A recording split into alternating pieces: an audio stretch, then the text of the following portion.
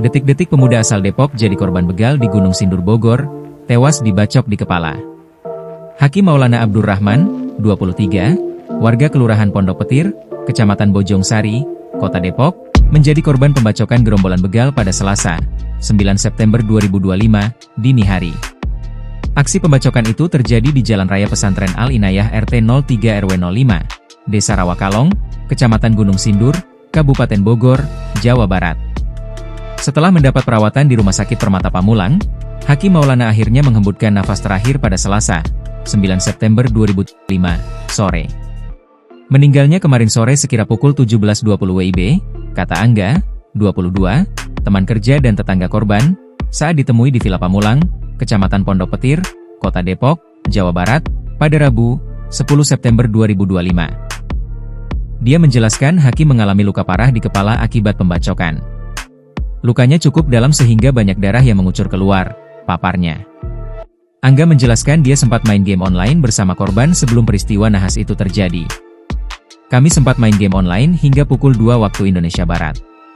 Saya main dari rumah, sementara dia, Hakim, main dari tempat temannya di Bukit Dago, Rawakalong, Kecamatan Gunung Sindur, jelasnya.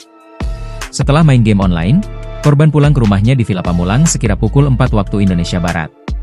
Dia kena begal saat dalam perjalanan pulang dari Bukit Dago ke rumahnya, beber Angga.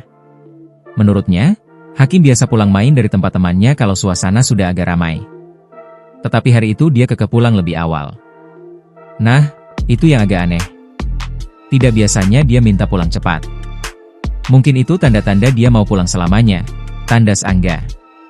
Jenazah Hakim Maulana telah dimakamkan di tempat pemakaman umum, TPU, Pondok Petir, Kecamatan Bojong Sari, Kota Depok, pada Rabu, 10 September 2025, siang.